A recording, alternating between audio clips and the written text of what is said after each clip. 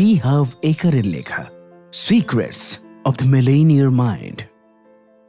আমেরিকার ইতিহাসে অন্যতম ধনী ব্যক্তি স্যার জন ডি রকফেলার, অর্থাৎ জন ডেভিডসন রকফেলার। তিনি ছিলেন এক সাধারণ পরিবার থেকে আসা একজন ব্যক্তি, কিন্তু তার মানসিকতা তাকে বিশ্বের প্রথম বিলিয়নিয়ার করে তোলে। জন ডি রকফেলারের বাবা ছিলেন একজন ঘুরে বেড়ানো বিক্রেতা, যিনি মাঝে মাঝে প্রতারণাও করতেন, কিন্তু তার মা ছিলেন খুবই ধার্মিক ও সুশৃঙ্খল। ছোটবেলায় তার মা তাকে শিক্ষা দিয়েছিলেন পরিশ্রম, সঞ্চয় ও সঠিক বিনিয়োগই প্রকৃত ধনীর লক্ষণ। তিনি এই কথাগুলো হৃদয়ে ধারণ করেছিলেন। 16 বছর বয়সে জন ডি রকফেলার এক ছোট্ট কোম্পানিতে হিসাব রক্ষক হিসেবে কাজ শুরু করেন। তার প্রথম মাইনে ছিল মাত্র $3.50, কিন্তু তিনি সেই অর্থের কিছু অংশ সঞ্চয় করতেন এবং কিছু অংশ দান করতেন। এইখানেই ধনী হওয়ার প্রথম পাঠ। টাকা উপার্জন করাই যথেষ্ট নয়, সেটিকে সঠিকভাবে ব্যবহার করাটাই আসল দক্ষতা। তিনি লক্ষ্য করলেন পেট্রোলিয়াম ব্যবসায় ভবিষ্যৎ আছে। তিনি তার সঞ্চিত অর্থ ও ধার করা টাকা দিয়ে স্ট্যান্ডার্ড অয়েল কোম্পানি শুরু করলেন। অনেকেই ভেবেছিলেন এটি ঝুঁকিপূর্ণ সিদ্ধান্ত, কিন্তু তিনি জানতেন ধনীরা সুযোগ খোঁজে, গরিবরা সমস্যার ভয় পায়।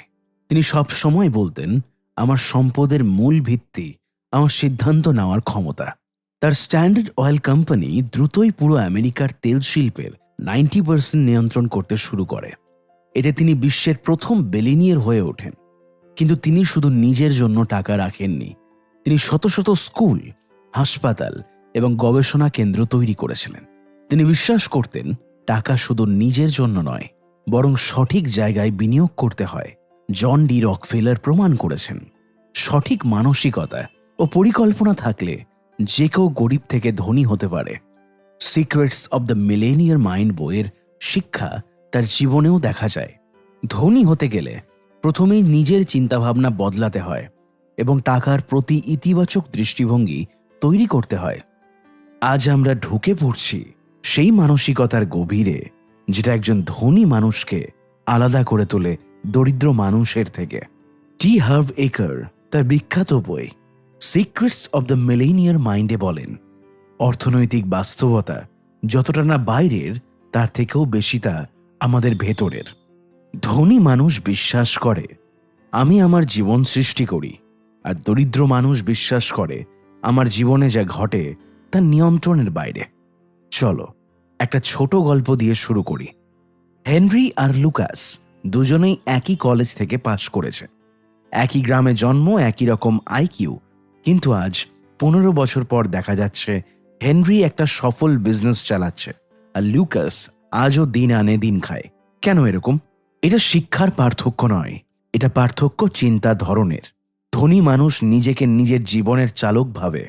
সে বলে, আমি তৈরি করব আমার বাস্তবতা, আমি আমার আয় তৈরি করব, আমি আমার সুযোগ তৈরি করব, আমি আমার ভবিষ্যৎ গড়ব। আর দরিদ্র মানসিকতার মানুষ কি ভাবে? জীবনটা আমার সাথে যা করার করছে। সময় খারাপ, সরকার খারাপ, বস খারাপ, আমার কপালই খারাপ। দরিদ্র মানসিকতার মানুষ সাধারণত 3টে চরিত্রে অভিনয় করে। নাম্বার 1, অভিযোগকারী। আমার বস খারাপ, আমার পরিবার আমাকে সমর্থন করেনি, এই দেশে সুযোগ নেই। নাম্বার 2, দোষারোপকারী। আমার ব্যর্থতার জন্য আমার বাবা মা দায়ী, সরকার যদি ভালো হতো তাহলে আমি সফল হতাম। নাম্বার 3, অজুহাত দাতা। সময় নেই, পর্যাপ্ত টাকা নেই শুরু করার, বাজার এখন খারাপ চলছে। এই চরিত্রগুলোই আমাদের পিছিয়ে রাখে। যতক্ষণ না আমরা স্বীকার করি যে আমি আমার জীবনের দায় নিচ্ছি, ততক্ষণ পর্যন্ত অর্থনৈতিক উন্নতি শুধু স্বপ্নই থেকে যাবে। একজন ধনী মানসিকতার মানুষ জেনে গেছেন একটা বিষয়, জীবন চ্যালেঞ্জিং হবেই, কিন্তু সেই চ্যালেঞ্জের সামনে দাঁড়িয়ে তিনি বলেন, আমি কি করতে পারি? আর দরিদ্র মানসিকতার মানুষ বলে, আমার আর কি করার আছে? ধনী মানুষ সবসময় নিজেদের কজ মনে করে। তারা বিশ্বাস করে আমি কাজ করি তাই ফল আসে। আর দরিদ্র মানুষ নিজেকে এফেক্ট ভাবে, কেউ কিছু করলো যার ফলে আমার জীবনে কিছু হয়ে গেল। তুমি কি বৃষ্টির জন্য ঘরের ভিতর বসে থাকবে, নাকি ছাতা নিয়ে বের হবে? এই একটা মাত্র সিদ্ধান্ত বলে দিতে পারে পুরো ভবিষ্যৎ। মন মানে গিয়ার, রিওয়ায়ার করতে হবে মস্তিষ্কের সংযোগ। আমাদের মধ্যে থাকা মানি ব্লুপ্রিন্ট শিশুকাল থেকেই গড়ে উঠেছে। পিতামাতার কথা, স্কুলের শিক্ষা, সমাজের ধ্যান ধারণা, মিডিয়ার বার্তা, এইসব মিলিয়ে তৈরি হয় আমাদের বিশ্বাস ব্যবস্থা। যেমন ধনীরা স্বার্থপর, বেশি টাকা মানেই অন্যায় উপায়, সাধারণ মানুষ কখনোই ধনী হতে পারে না। এই বিশ্বাসগুলো আমাদের নিজের অজান্তেই প্রোগ্রাম করে দিয়েছে। বড় হওয়ার স্বপ্ন দেখলেও বাস্তবিকভাবে আমরা নিজেকেই বাধা দিচ্ছি। প্রথম ধাপ হলো এই প্রোগ্রামিং চিনে ফেলা। দ্বিতীয় ধাপ সেটাকে চ্যালেঞ্জ করা। আর তৃতীয় ধাপ নতুন বিশ্বাস দিয়ে সেটাকে রিপ্লেস করা। Action plan. জেগে ওঠো নিজের শক্তির কাছে। চলো দেখি কিভাবে তুমি নিজের মাইন্ডসেট বদলে নিজেকে তৈরি করতে পারো সফলতার জন্য। নাম্বার 1, নিজেকে প্রশ্ন করো, আমি কি কোনো কিছুর জন্য অন্যকে দোষ দিচ্ছি? আমি কি জীবনের কঠিন সময়গুলোতে বারবার অজুহাত দিচ্ছি? আমি কি সব সময় অভিযোগ করছি? উত্তর যদি হ্যাঁ হয়, তবে বুঝতে হবে তোমার মধ্যে দরিদ্র মানসিকতার শেকড় এখনো বেঁচে আছে। নাম্বার 2, একটি ছোট পরিবর্তন। আজ থেকে ঠিক করো, আমি কোনো অভিযোগ করব না, আমি দোষ দেব না, আমি অজুহাত দেব না। যখনই নিজের মধ্যে এই 3টি আচরণ দেখতে পাবে, সাথে সাথে নিজেকে থামিয়ে বলো, না, আমি আমার জীবনের সৃষ্টিকর্তা। নাম্বার 3, নিজে তৈরি করো নিজের পথ। তুমি যদি চাকরিতে বন্দি থাকো আর স্বপ্ন থাকে ফ্রিল্যান্স বা বিজনেসের, তবে ছোট ছোট পদক্ষেপে শুরু করো। দায় অন্যের ঘাড়ে দিলে কিছুই হবে না। আপনি হয় ধনবান মানসিকতার মানুষ হতে পারেন, না হয় দরিদ্র মানসিকতার। মাঝামাঝিতে কিছু নেই। অর্থাৎ তুমি হয় নিজের দায়িত্ব নিচ্ছ, আর না হয় অন্যকে দিচ্ছ। দুটোই একসাথে চলবে না। একটা গল্প দিয়ে শেষ করি। একজন মদ্যপ পিতা ছিল, তার 2 ছেলে। এক ছেলে বড় হয়ে উঠল একজন অপরাধী, আর আরেক ছেলে হয়ে উঠল একজন সফল উদ্যোক্তা। দেখো, একজন সেই বাস্তবতা থেকে পালালো, আর একজন সেই বাস্তবতার উপর উঠতে পারল। দুজনেই একই সমস্যা, কিন্তু মানসিকতা বদলে দিল জীবন।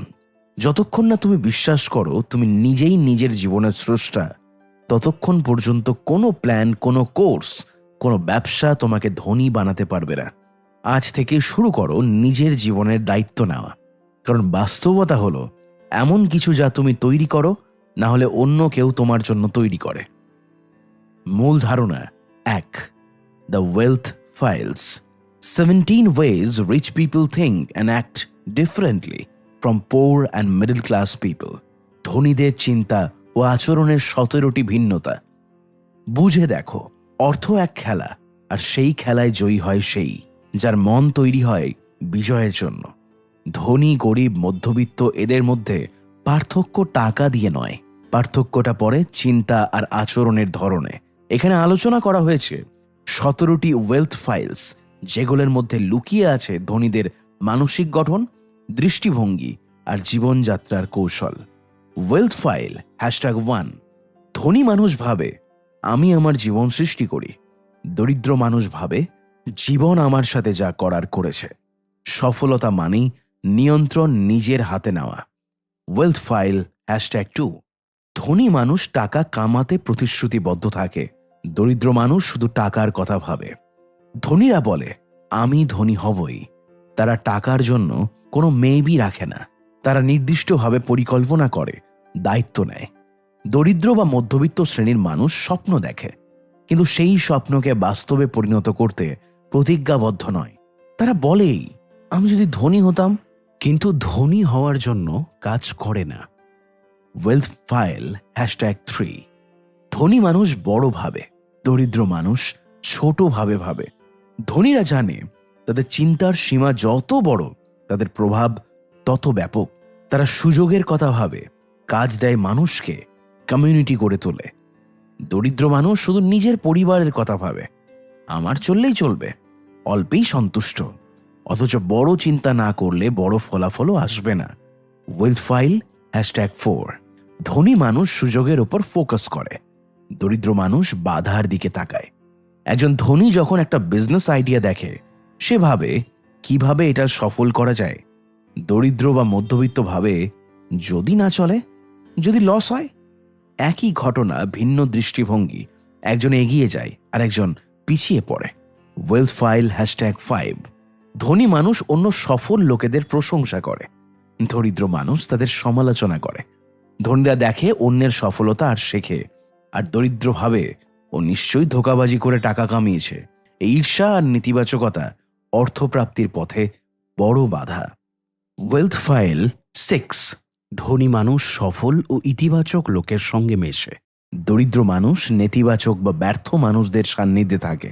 তুমি যার সাথে মেশো ধীরে ধীরে তার মতো হয়ে যাও। যদি তোমার চারপাশে সবার দৃষ্টিভঙ্গি সংকুচিত হয়, ধনী হওয়া কিন্তু কঠিন। Wealth file #7। ধনী মানুষ নিজেকে বড় করে তোলে, দরিদ্র মানুষ ভাবে আমি জানিই না, পারবো না। ধনীরা শেখে, গ্রো করে, স্কিল ডেভেলপ করে। দরিদ্র মানসিকতার মানুষ আগেই ধরে নেয় এটা আমার দ্বারা হবে না। Wealth file #8। ধনী মানুষ সমস্যা থেকে বড় হয়, দরিদ্র মানুষ সমস্যার কাছে হেরে যায়। সাফল্য আসে সমস্যার গায়ে চড়েই। ধনীরা জানে বাধা মানেই সুযোগ, আর দরিদ্র মানসিকতার মানুষ সেই বাধাকেই দেয় শেষ কথা। Wealth file #9। ধনী মানুষ ভালোভাবে গ্রহণ করতে জানে, দরিদ্র মানুষ নিতে লজ্জা পায়। কাউকে টাকা দিচ্ছি বললে ধনী মানুষ গ্রহণ করে কৃতজ্ঞতায়, দরিদ্র ভাবে আমি তো কিছু করিনি, এটা নেওয়া উচিত নয়। এইভাবেই তারা টাকার ফ্লো বন্ধ করে ফেলে। Wealth file #10। ধনী মানুষ লাভের ওপর ফোকাস করে, দরিদ্র মানুষ আয়ের ওপর ফোকাস করে। আয় মানে স্যালারি বা মজুরি, লাভ মানে ব্যবসা, বিনিয়োগ। ধনীরা শুধু উপার্জন নয়, তা থেকে কতটা রেখে দিতে পারছে সেদিকেও নজর দেয়। Wealth file #11। ধনী মানুষ নিজের টাকা দক্ষভাবে পরিচালনা করে, দরিদ্র মানুষ টাকা ব্যবস্থাপনাকে এড়িয়ে চলে। ধনীরা বাজেট করে, অ্যাকাউন্ট রাখে, সেভিংস বাড়ায়, আর দরিদ্র ভাবে টাকা তো কমই, হিসাব রেখে কি হবে। Wealth file #12। ধনী মানুষ নিজের টাকা বিনিয়োগ করে, দরিদ্র মানুষ নিজের টাকা খরচ করে ফেলে। ধনীরা বলে আমি প্রথমে ইনভেস্ট করব, তারপর খরচা করব। দরিদ্র ভাবে আগে খরচ তো করি, যদি কিছু থাকে তবে দেখব। Wealth file #13। ধনী মানুষ নিজেকে আয় তৈরির জন্য নিয়োজিত করে, দরিদ্র মানুষ সময় বিক্রি করে আয় করে। ধনীরা সিস্টেম বানায়, অন্যকে দিয়ে কাজ করিয়ে আয় করে। দরিদ্র মানসিকতা আমি যতক্ষণ কাজ করব ততক্ষণই আয় হবে। Wealth file #14। ধনী মানুষ ফোকাস করে নেটওয়ার্থের ওপর, দরিদ্র মানুষ ফোকাস করে মাসিক আয় বা চাকরির নিরাপত্তার উপর। মাসিক আয় হলো একটা অংশ, কিন্তু নেটওয়ার্থ মানে তুমি আসলে কতটা সম্পদশালী। Wealth file #15। ধনী মানুষ ভয় পেলেও কাজ করে, দরিদ্র মানুষ ভয় পেয়ে বসে থাকে। ভয় তো থাকবেই, ধনীরা কাজ শুরু করে, যা হবে দেখা যাবে। দরিদ্র ভাবে সেফ না, ঝুঁকি আছে, রিস্ক আছে। Wealth file #16। ধনী মানুষ সবসময় শিখতে ও নিজেকে উন্নত করতে আগ্রহী, দরিদ্র মানুষ ভাবে আমি জানি সব। ধনীরা প্রতিনিয়ত শেখে, কোর্স করে, বই পড়ে, মেন্টর খোঁজে, আর দরিদ্র মানুষ ধরে নেয় আমি যা জানি তাই যথেষ্ট। Wealth file #17। ধনী মানুষ কাজ করে সফল হতে, দরিদ্র মানুষ কাজ করে ব্যর্থতা এড়াতে। ধনীরা ভাবে জিততেই হবে, তারা আগাই সম্পূর্ণ আত্মবিশ্বাসে। দরিদ্র ভাবে যেন ব্যর্থ না হই, আর এই ভয়ই তাদের পেছনে টেনে রাখে। এই 17টি ওয়েলথ ফাইলস শুধু একটি থিওরি নয়, এগুলো হলো মনোভাবের মানচিত্র। এই মানচিত্রে তোমার ভাবনা বদলালে তোমার সিদ্ধান্ত বদলাবে, সিদ্ধান্ত বদলালে আচরণ বদলাবে, আর আচরণ বদলালে বদলে যাবে জীবনের পরিণতি। মানসিকতা বদলানো, প্রতিদিন একটা করে ওয়েলথ ফাইল নাও, নিজের জীবনে প্র্যাকটিস করো। ভাবো আমি ধনীর মতো ভাবছি, নাকি এখনো দরিদ্র চিন্তার খাঁচায় আটকে আছি। মূল ধারণা 2। Rich people think big, poor people think small. ছোট করে ভাবলে জীবনও ছোট হয়ে আসে, বড় স্বপ্ন দেখলে জীবনও বড় হয়ে দাঁড়ায়। ধনী আর গরিবের মূল পার্থক্য কোনো ব্যাংক ব্যালেন্সে নয়, তা লুকিয়ে আছে তাদের চিন্তার পরিধি ও সাহসে। ধনীরা বড় ভাবে, তারা নিজেকে সীমাবদ্ধতায় আটকে রাখে না, আর দরিদ্র মানসিকতার মানুষ ভাবে ছোট, তারা ভাবে শুধুই টিকে থাকা নিয়ে। তারা স্বপ্ন দেখে, কিন্তু ছোট ছোট করেই দেখে। ছোট করে ভাবা মানে কি? চলো আগে বোঝা যাক ছোট করে ভাবা মানে আসলে কি। ছোট করে ভাবা মানে নিজের যোগ্যতা নিয়ে সন্দেহ করা, ভাবা আমি এটা করতে পারবো না, ভাবা এত বড় চিন্তা করলে যদি ব্যর্থ হই, নিজের লক্ষ্য সীমিত করে দেওয়া, যেমন চাকরি থাকলেই হলো, অল্পে সন্তুষ্ট থাকাই ভালো, আমি এমন কেউ না যে বড় কিছু করতে পারবো। এই ধরনের চিন্তাভাবনায় মানুষকে ছোট করে রাখে আর স্বপ্নের জীবন থেকে দূরে সরিয়ে দেয়। ধনীরা বড় ভাবে কেন ভাবে? ধনীরা ভাবে বড় কারণ তারা জানে বড় ভাবনা, বড় সম্ভাবনা, বড় প্রভাব। ধনী মানুষ নিজের স্বপ্নের পরিধি শুধু নিজের ঘর অবধি সীমাবদ্ধ রাখে না। তারা ভাবে আমি কিভাবে 100 বা 1000 বা লাখো মানুষের জীবন বদলাতে পারি, আমি কিভাবে এমন কিছু তৈরি করতে পারি যা সময়ের চেয়েও বড়। এমন চিন্তায় তাদের জীবনকে বিশাল করে তোলে। যেমন স্টিভ জবস শুধুই একটা ফোন বানাতে চায়নি, সে চেয়েছিল বিশ্ব বদলে দিতে। এলেন মাস্ক শুধু গাড়ি বানাতে চায়নি, সে চেয়েছিল মানুষকে মঙ্গলে পৌঁছে দিতে। তুমি কিভাবে ভাবছো? তুমি নিজেকে কখনো জিজ্ঞেস করেছো আমি যা করছি তা কি কেবল বেঁচে থাকার জন্য? আমি কি শুধু নিরাপত্তার খোঁজে আছি, নাকি আমি এমন কিছু করতে চাই যে বড় গভীর প্রভাবশালী? তোমার উত্তরই বলে দেবে তুমি ধনী মনের অধিকারী কিনা। বড়ভাবে ভাবা মানে নাম্বার 1, নিজের ক্ষমতায় বিশ্বাস রাখা। ধনী মানুষ নিজেকে বলে আমি পারবো, গরিব মন বলে আমার দ্বারা হবে না। তুমি যদি নিজের মধ্যে সীমাহীন সম্ভাবনা দেখতে না পাও, তাহলে কেউই সেটা খুঁজে পাবে না। নাম্বার 2, নিজেকে সেবা প্রদানকারী হিসেবে দেখা। ধনী লোক ভাবে আমি কিভাবে আরো বেশি মানুষকে সাহায্য করতে পারি। তারা জানে যত বেশি মানুষকে তুমি সাহায্য করবে তত বেশি টাকা তোমার কাছে আসবে। সাহায্য করো 10 জনকে, তুমি হয়তো কিছু টাকা পাবে। সাহায্য করো লাখো মানুষকে, তুমি হতে পারো কোটিপতি। নাম্বার 3, সমস্যা নয় সমাধানে ফোকাস করা। ধনী মানসিকতা সবসময় সমাধান খোঁজে, বাধা নয়। তারা ভাবে হ্যাঁ সমস্যা আছে, এখন কিভাবে পার হব। গরিব মাইন্ডসেট চিন্তা করে সমস্যা অনেক, তাই না করাই ভালো। এই অধ্যায়ে হার্ভ একার নিজের জীবনের কিছু বাস্তব উদাহরণ দিয়েছেন। তিনি দেখেছেন যারা ধনী হয়েছে তারা সবাই প্রথমে ছোট ছিল, কিন্তু তারা নিজেদের মধ্যে বিশ্বাস রেখেছে, বড় করে ভেবেছে। তাদের সবার মধ্যে একটা কমন ট্রেট, তারা শুধু নিজের কথা ভাবেনি, ভেবেছে আমি কিভাবে আমার কমিউনিটিকে, সমাজকে, এমনকি পৃথিবীকেও কিছু দিতে পারি। বড়ভাবে ভাবার 5টি চাবিকাঠি। নাম্বার 1, নিজের লক্ষ্য পুনরায় নির্ধারণ করো। নিজের লক্ষ্য এত বড় করো যাতে তুমি ভয় পাও, কিন্তু সেই ভয়ই তোমাকে সাহসী করে তোলে। তুমি যদি আজ শুধু মাসে 20,000 টাকা আয় করতে চাও, চিন্তা করো কিভাবে 2 লক্ষ টাকা আয় করা যায়। নাম্বার 2, নিজের আশেপাশে বড় ভাবনার মানুষ রাখো। যদি সবাই তোমার চারপাশে ছোট চিন্তায় বাঁচে, তাহলে তুমি বড় হয়ে উঠতে পারবে না। নাম্বার 3, হয়তো আমি পারি না ভাবনার বদলে শিখে নেব। ভাবো, বড় ভাবনার একটা মূল শর্ত অজ্ঞতাকে ভয় না পাওয়া। শেখো, চেষ্টা করো, বারবার করো। নাম্বার 4, ভয় পেলেও এগিয়ে যাও। সাহস মানে ভয় না পাওয়া নয়, ভয়কে জয় করে এগিয়ে যাওয়া। তোমার চিন্তা যদি তোমাকে ভয় দেখায়, বুঝবে তুমি সঠিক পথে আছো। নাম্বার 5, নিজের কেনটা পরিষ্কার করো। বড় চিন্তা করার পেছনে একটা ওয়াই থাকতে হয়। তোমার উদ্দেশ্য যদি হয় আমাকে আমার পরিবারের ভাগ্য বদলাতে হবে, তবে তুমি নিজেই বড় হতে বাধ্য। একটি গল্প দিয়ে অধ্যায়টা শেষ করা যাক। অলিভার ছিল এক সাধারণ গ্রামের ছেলে। বাবা একজন ক্ষুদ্র চাষি। পড়ালেখা শেষে অলিভার একটা চাকরি বেছে নেয়, যেখানে মাসে 15,000 টাকা পায়। চারিদিকে সবাই বলে চাকরি তো পেয়েছিস, এখন বিয়ে কর, সংসার কর। কিন্তু অলিভার ভাবতো আমি শুধু চলতে চাই না, আমি কিছু তৈরি করতে চাই। সে বড়ভাবে ভাবল, একটা মোবাইল সার্ভিসিং সেন্টার খুলল। গ্রামের মানুষ আগে 30 কিলোমিটার দূরে গিয়ে সার্ভিস করাতো। অলিভার সেই সুযোগকে কাজে লাগালো। প্রথমে ছোট, কিন্তু ভাবনায় ছিল বিশালতা।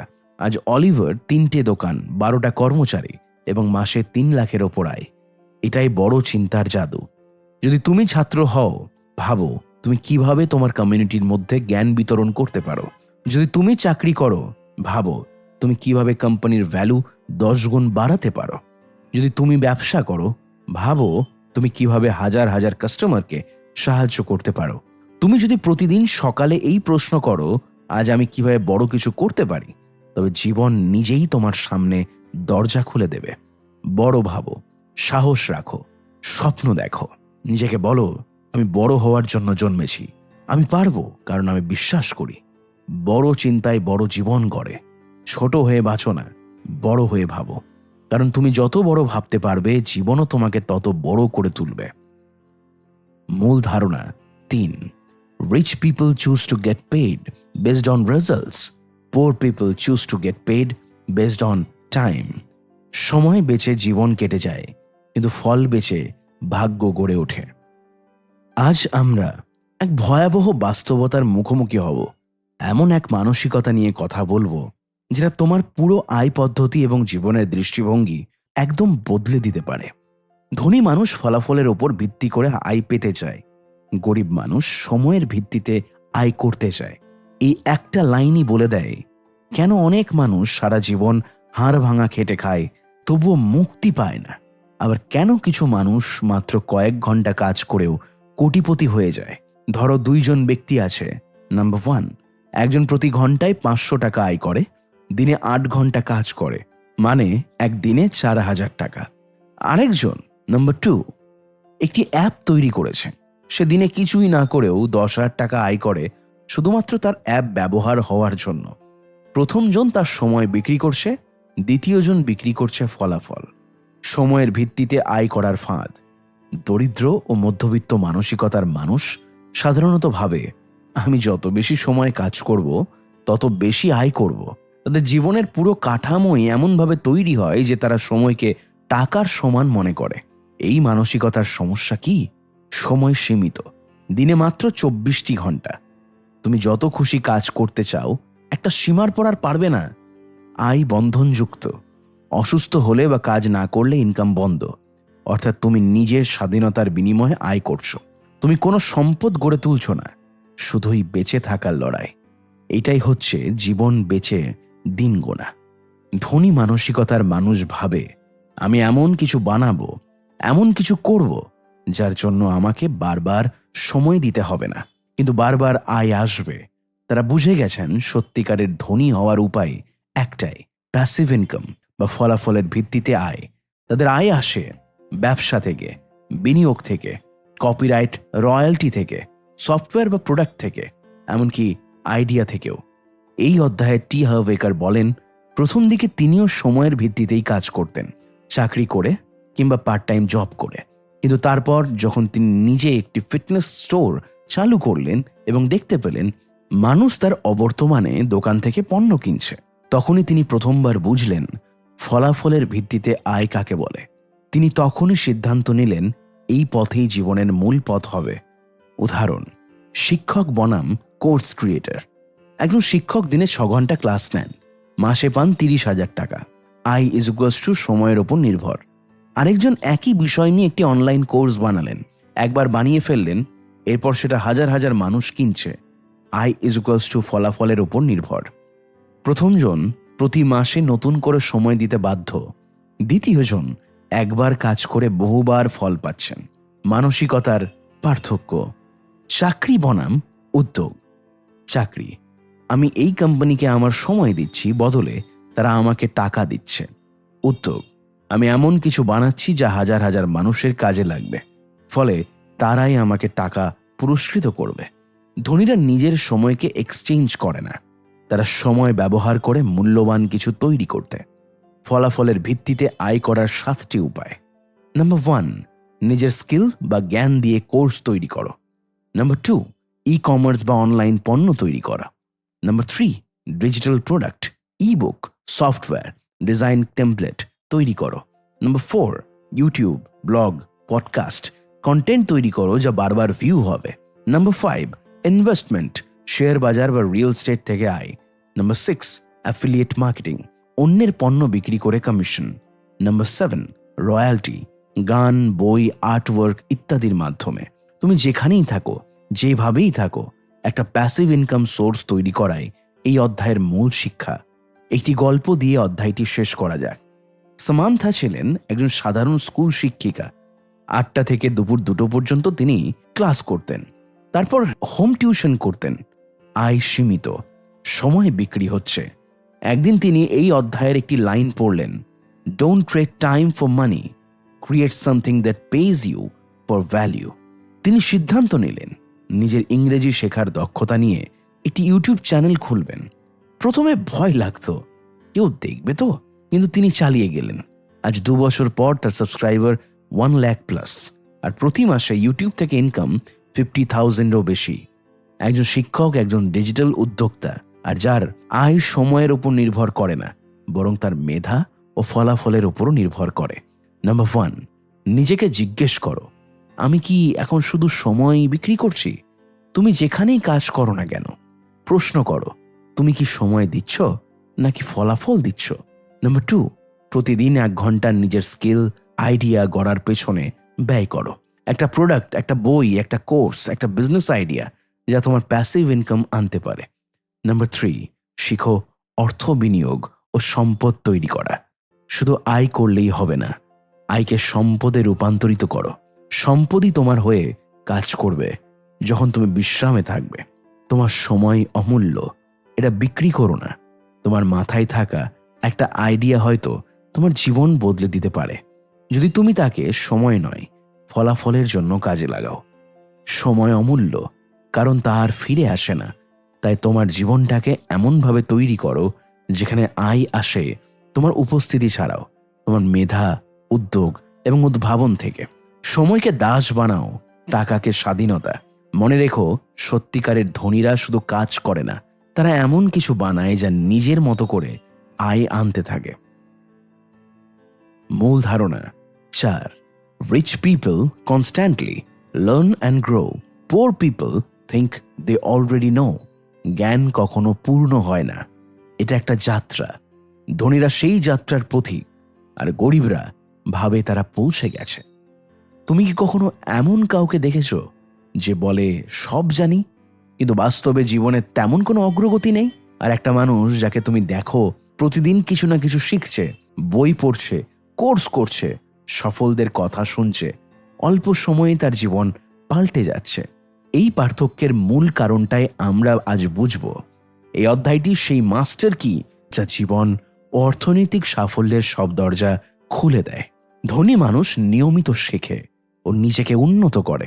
গরিব মানুষ ভাবে আমি তো সবই জানি। এই একটা বাক্যই বলে দেয়, তুমি যদি সত্যিই সফল হতে চাও, তাহলে প্রতিদিন নিজেকে নতুন করে গড়তে হবে। নিজেকে শেখার একটু অটুট অভ্যাসে বাঁধতে হবে। জ্ঞানের প্রতি দৃষ্টিভঙ্গির পার্থক্য, গরিব ও মধ্যবিত্ত মানসিকতা। আমি জানি, আমার বয়স তো অনেক, আমি জীবনের অনেক কিছু দেখেছি, আর কত শিখব। এই সব কোর্স এবং বই পড়ে কিছুই হয় না। এই মানসিকতা আসলে এক ধরনের অহংকার, যেখানে মানুষ নিজের সীমাবদ্ধতাকে ঢেকে রাখে জানার ছদ্মবেশে। ধনী মানসিকতা, আমি আজ জানি, তার সে অনেক বেশি কিছু জানার বাকি। শেখা মানেই নিজেকে সমৃদ্ধ করা, প্রত্যেক অভিজ্ঞতায় শেখার সুযোগ। আমি সফল মানুষদের থেকে শিখব, একটা ছোট্ট লাইনও আমার জীবন বদলে দিতে পারে। এই খোলা মনের জোরেই ধনীরা প্রতিনিয়ত আরও বড় হয়। এই অধ্যায়ে টি হার্ভ একার বলেন, তিনি যখন নিজে অর্থনৈতিক দিক দিয়ে সংগ্রামে ছিলেন, তখন ভাবতেন আমি জানি কিভাবে ব্যবসা করতে হয়, কিন্তু বাস্তবতা ছিল উল্টো। তার ব্যবসাগুলো একটার পর একটা ব্যর্থ হচ্ছিল। তখন একদিন তিনি উপলব্ধি করলেন, আমি জানি না বলেই তো আমার এই অবস্থা। সেদিনই তিনি সিদ্ধান্ত নেন, আমি প্রতিদিন শিখব। আমি যাদের সফল হতে দেখেছি তাদের কাছেই যাব। শেখার এই মনোভাবই তাকে বদলে দেয়। শেখার প্রকৃত মানে কি? শেখা মানে শুধু বই পড়া নয়, শেখা মানে শুধু অডিফিল থেকে বই শোনাও নয়। শেখা মানে নিজের ভুল থেকে শেখা, নতুন আইডিয়াকে গ্রহণ করা, নিজের কমফোর্ট জোনের বাইরে গিয়ে চ্যালেঞ্জ নেওয়া, অভিজ্ঞদের কথা মন দিয়ে শোনা, বাস্তব জীবনে প্রয়োগ করা। শেখা মানে নিজের সীমা ভাঙা। আমি সব জানি মানসিকতার ফাঁদ। The most dangerous words in the English language are I know that. এই শব্দগুলো মানুষকে বাঁধা রাখে তার পুরনো সীমানায়, বন্ধ করে শেখার দরজা, নিয়ে আসে আত্মতুষ্টি, রোধ করে আর্থিক ও আত্মিক প্রবৃদ্ধি। তুমি যখন ভাবো আমি জানি, তখন তুমি শেখা বন্ধ করে দাও। আর শেখা বন্ধ মানেই গ্রোথ বন্ধ, উন্নয়ন বন্ধ। ধনীরা কিভাবে শেখে? আসো জানি। নাম্বার 1, বই পড়ে। প্রতিদিন নতুন কিছু শেখে। বই শোনে অডিফিল থেকে। সফল মানুষের জীবনই পড়ে। নাম্বার 2, সেমিনারে যায়।